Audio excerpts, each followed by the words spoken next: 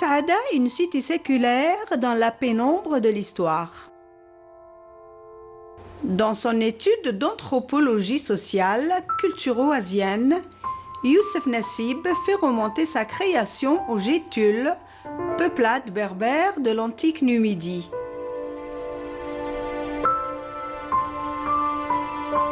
Quand bien même romaine ou hilalienne, peu importe, elle est là, traversant le temps.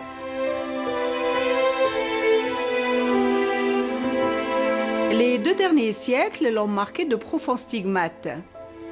Après son occupation en novembre 1849, l'ère coloniale l'a exotisée tant il est vrai qu'elle jouit d'un site où le pittoresque s'allie à la beauté du relief, dunes, eaux vives de l'Oued, jardins et palmeraies.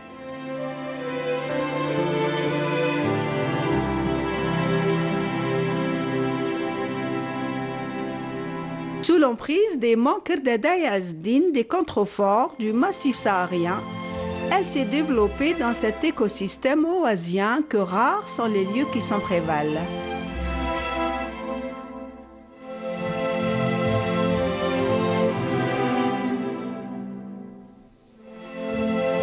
Isabelle Eberhardt ne l'a-t-elle pas célébrée en des expressions riches de sensations et d'émotions? Quant aux artistes peintres, ils ne pouvaient trouver meilleur paysage et une distribution des ombres et de la lumière pour solliciter leur inspiration et présenter d'admirables tableaux sur une région qui devenait leur destination appréciée. Elle le fut. Pendant de longues années, plus encore, elle évoquait pour les vedettes du pinceau ce lieu de pèlerinage incontournable que tout artiste peintre se devait d'effectuer. Ainsi, ceux qui l'appréciaient pour son exotisme oriental venaient pour retrouver cette authenticité rêvée. Nous citons entre autres son enfant d'adoption, Alphonse Étienne Dinet, ce peintre orientaliste parisien qui a vécu longtemps à Bou Saada, décide de s'y installer en 1905 et se convertit à l'islam en 1913.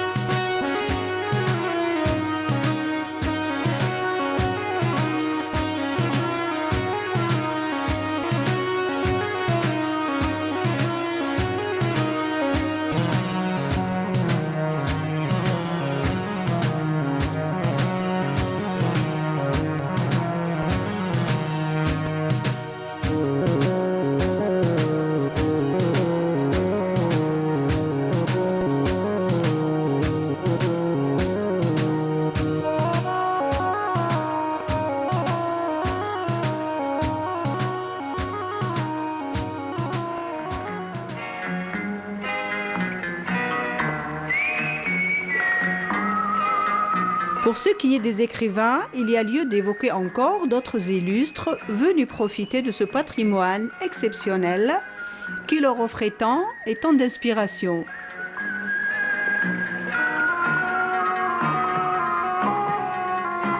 Colette, Simone de Beauvoir, André Gide,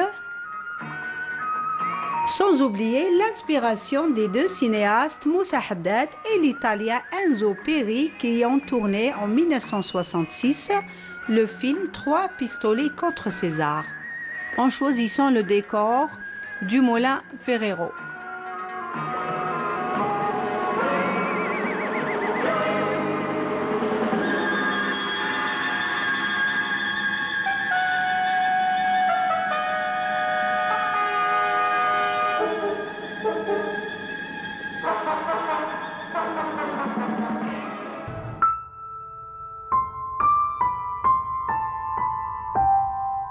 Boussaada, ville d'érudits, parmi ses écrivains et journalistes, il est à rappeler que Haj Mohamed Bisker, de l'association des Ulama, a été le précurseur dans le journalisme subversif à l'occupation coloniale.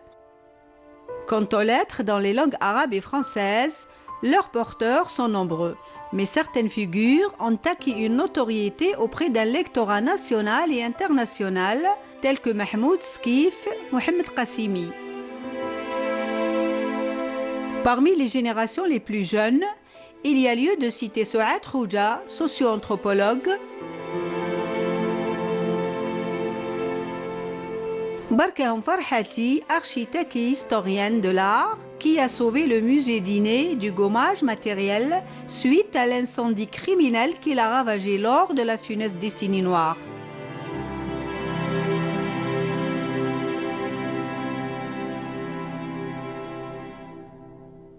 Farouk Zahi, un autre enfant de Boussaada et auteur du livre Boussaada en quelques traits, il écrit « Très peu d'Algériens savent que Boussaada a détenu les attributs au temps de l'émir Abdelkader, comme son fils l'émir El-Hashmi qui a choisi ce quartier de Chorfa pour y vivre et y être enterré en 1894 sur recommandation de son illustre père. »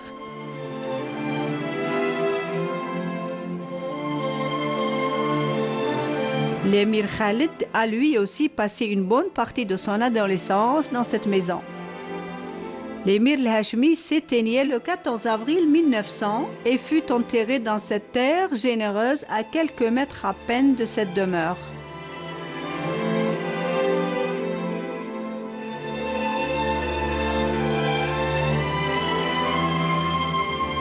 Cette région a vécu et mené plusieurs révoltes. Après plusieurs campagnes menées contre la résistance de Cheikh Mohammed Ben Ali Ben Chbira, la cité tomba le 15 novembre 1849 sous les coups de boutoir de l'armée d'Afrique et Boussaada est réduite au silence. Spolié de tous ses biens, Cheikh Mohammed Ben Ali Ben Chbira se voit s'exiler en Tunisie.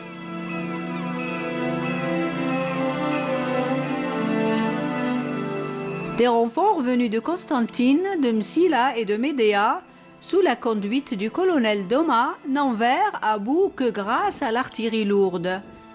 Sa farouche résistance l'avouait aux pires exactions.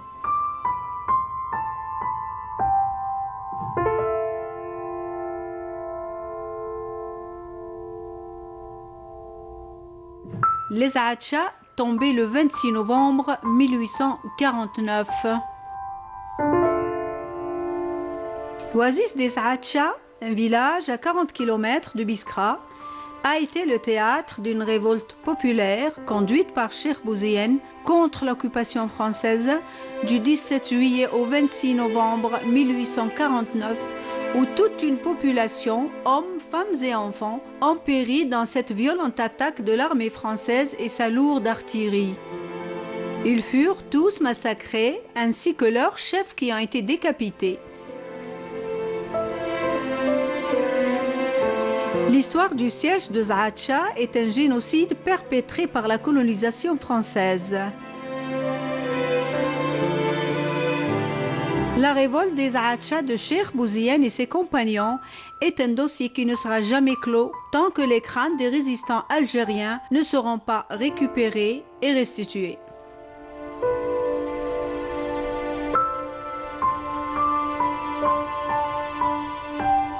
Durant la période coloniale, cette ville enregistrera le plus haut de scolarisation et de réussite scolaire.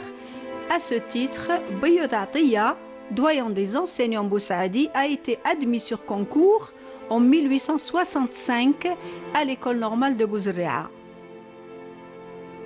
Les filles de Boussaada ne sont pas en reste. On citera entre autres Hafsa Bisker Bentoumi, secrétaire générale des étudiants musulmans algériens, l'UGMA, officier de la Hélène et plus tard pharmacienne.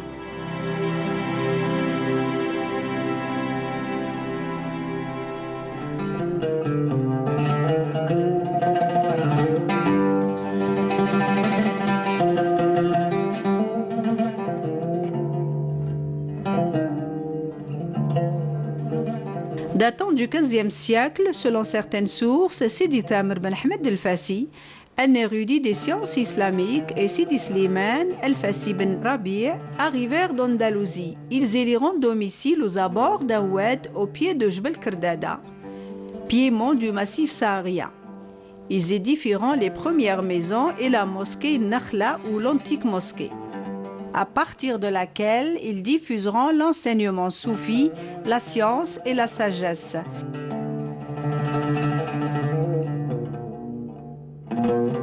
Aujourd'hui, la mosquée du fondateur, Sidi Tamr, résiste encore et brave les alliés du temps. Elle a échappé à la furie destructrice des hommes. Ses poutres maîtresses et le toit en bois ont été coupés, paraît-il, au temps où la forêt recouvrait la montagne de Kerdada, que le poète Smati déclame et que le chantre de la chanson bédouine chante.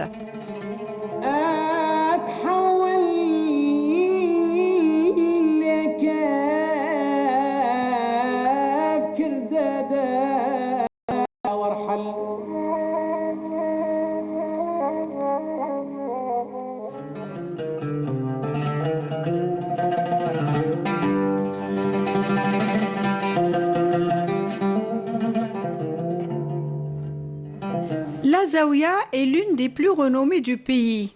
Bâtie sur la rive gauche de Oued Rmel, prolongée par celui de Boussaada, son aspect imposant semble veiller sur le village, situé en contrebas.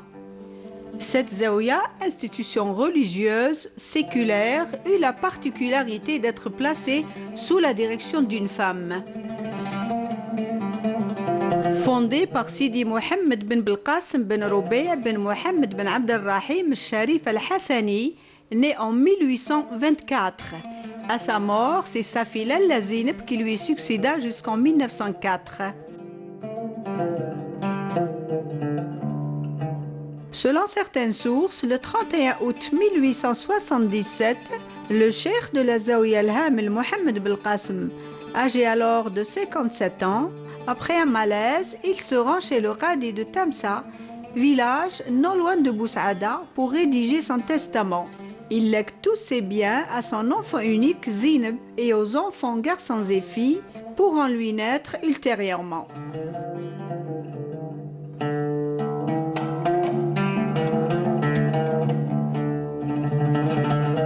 Après le décès de Lalla Zineb, les 4 neveux du fondateur de la Zaouia se succédèrent pour la diriger.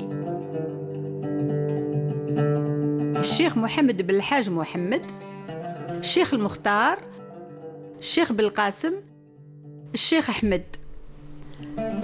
Le premier neveu Mohammed, lui aussi, eut 2 garçons, Cheikh Mustafa et Cheikh Al-Hassan. Et Cheikh Mustafa, à son tour, eut 2 garçons, Cheikh Khalil et Cheikh Mohammed El-Ma'moun, l'actuel cheikh de la Zaouia.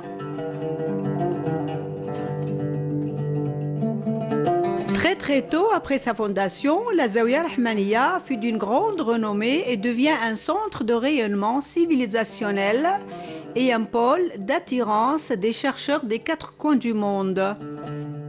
La région de Boussaada a énormément donné pour le mouvement national et la révolution. Et c'est de cette zaouia que les armes envoyées par l'émir Abdelkader étaient distribuées aux résistants de la région. Des lettres d'amitié et de soutien échangées par l'émir Abdelkader et le cheikh de la zaouia existent et prouvent le lien solide entre les deux personnalités. La zaouia est constituée d'une mosquée, d'une école coranique et d'un mausolée où repose son fondateur et ses valeureux successeurs. La zaouia est dotée d'un trésor d'environ 3500 manuscrits conservés et quelques 500 documents et correspondances parvenus à la zaouia de célèbres personnalités.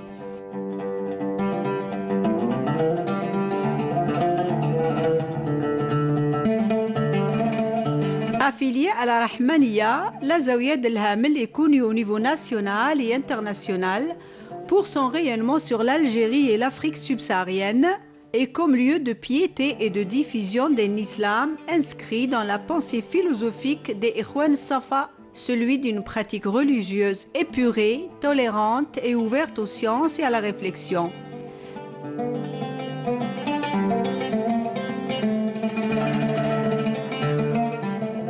Le Cheikh Mohamed El Ma'moun, l'actuel dirigeant de la Zaouia, est diplômé des hautes études par l'Université d'Alger et il occupe actuellement plusieurs postes, directeur de l'Institut El-Qassimi, président de la Ligue des Zaouia et membre du Haut Conseil islamique depuis 1998.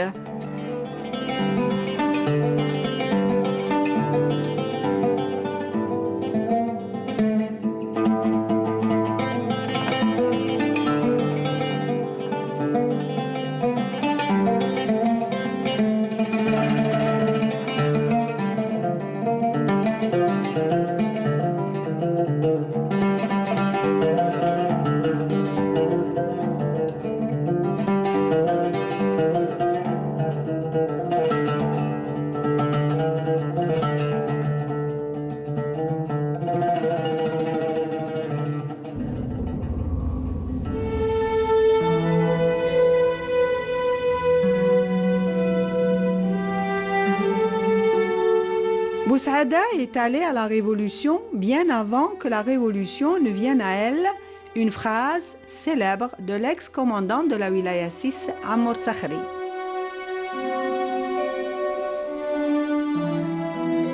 Abdelkader Hamida, militant de l'Union démocratique du manifeste algérien, l'UDMA, prisonnier dans les geôles coloniales, il fut ligoté puis jeté du haut d'un hélicoptère. Ahmed Zahi, à la fleur de l'âge, inaugurait la première bombe humaine en se faisant exploser par une grenade défensive, emportant avec lui des harkis.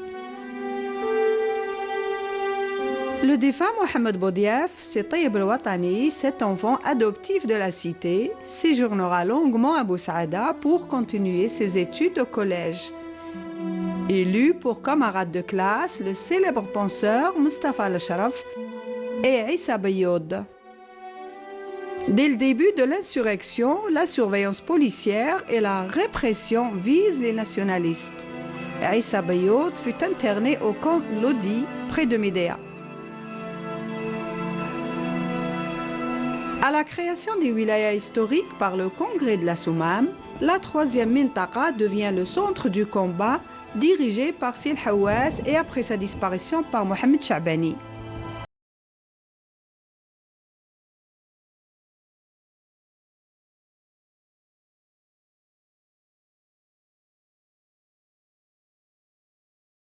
De Ain el-Maleh et à 10 km du village Sidi Mohamed que se trouve Jbel Thamr. Ce lieu fut le théâtre d'une bataille acharnée le 28 mars 1959, où le petit détachement de deux colonels, Sermiroche et Sil Hawass, fut surpris par une armée ennemie nombreuse. Le détachement de deux colonels, Amiroche et Sil Hawass, avait résisté de longues heures. Ils ne pouvaient s'en sortir, le combat étant inégal. Ici Aramis, j'écoute. Ici Emeraude. Groupe important fait mouvement vers le Douar. Ont sûrement quelque chose à se reprocher. Terminé.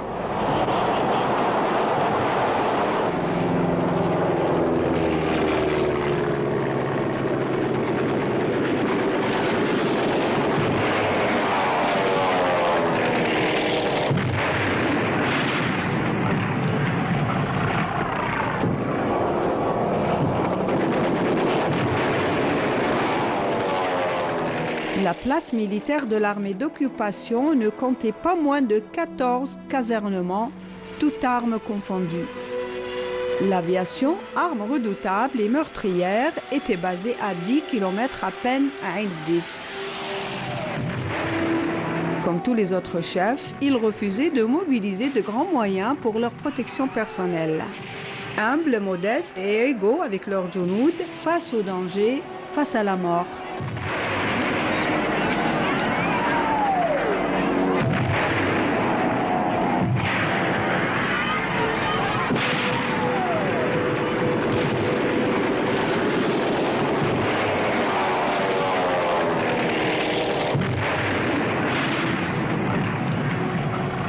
Sur les 30 moujaheds, entre officiers et jeunes-dits, 26 tombèrent au champ d'honneur après avoir abattu un avion ennemi.